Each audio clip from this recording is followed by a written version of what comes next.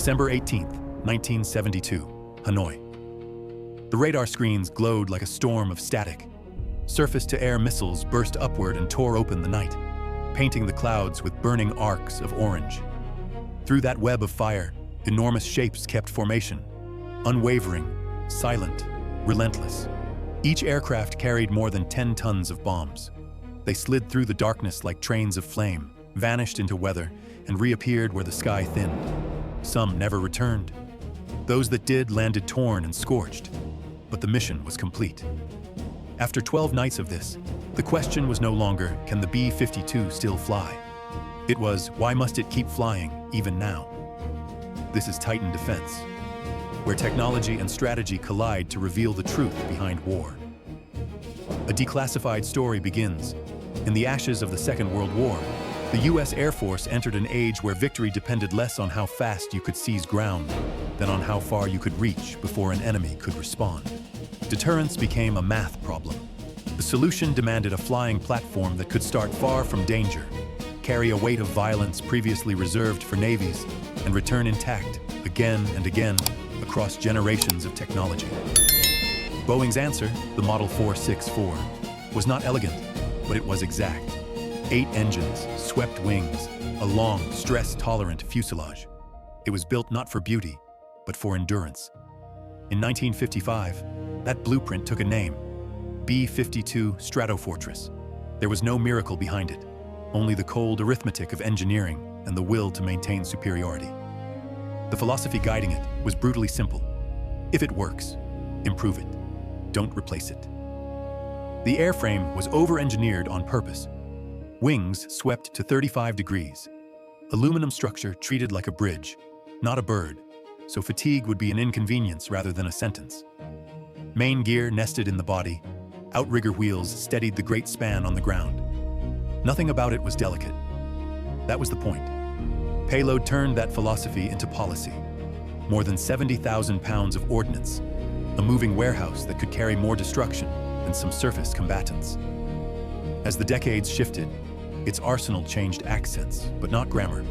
Unguided iron bombs gave way to JDAMs, then to cruise missiles like AGM-86 and JASSM-ER, and soon to LRSO for the next nuclear era. Stealth was never its strength. Reach was. The B-52 could strike from well beyond 1,000 kilometers, launching before hostile radars understood the threat. It wasn't a symbol of speed or invisibility. It was continuity.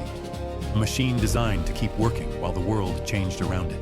By 1961, the H model formed the backbone of America's airborne deterrent.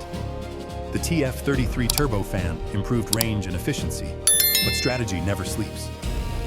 The next transformation, what the Air Force will designate the B-52J, is less a redesign than a resurrection.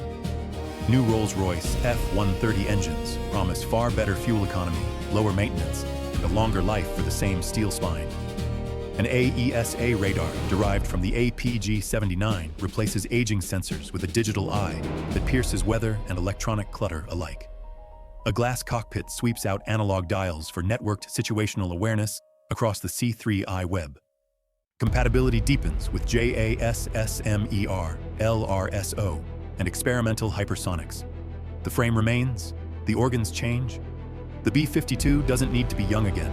It only needs to keep evolving so it never grows old. History demanded adaptation long before the upgrade kits arrived. In Vietnam from 1965 to 1973, the B-52 learned hard lessons at altitude. Arc Light, and later, Linebacker 2 rained devastation on strategic targets. 15 aircraft were lost in that crucible. Endurance, it turned out, wasn't measured by easy victories, but by the ability to return after the worst night and launch again. 3 decades later, during the 1991 Gulf War, 7 B-52Gs lifted off from Louisiana on a mission called Secret Squirrel, 35 hours aloft, a closed circle around the planet. Cruise missiles leapt from pylons far outside Iraqi radar coverage. The bombers turned for home without landing once. Strategy noticed. Range was no longer a number on a chart. It was a form of political expression. In Afghanistan, Iraq, and Syria, the B-52 shifted yet again.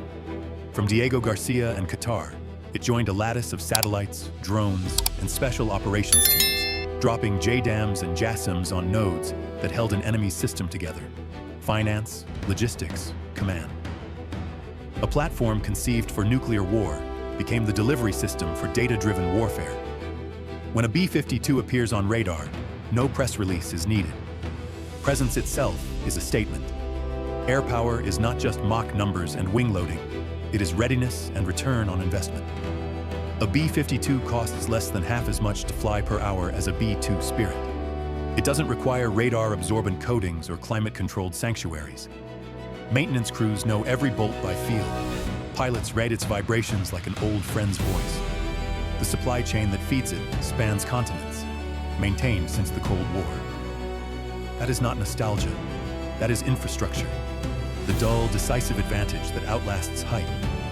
New programs devour hundreds of billions before they're mature. The B-52 absorbs upgrades at a fraction of the price.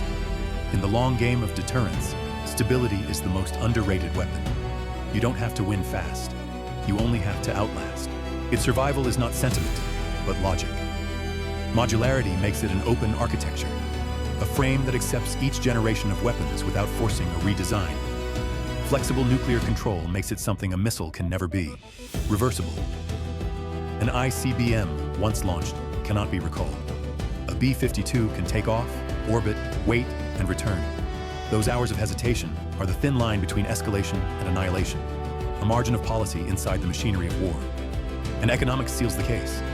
Superpowers do not endure through novelty, they endure through sustainability.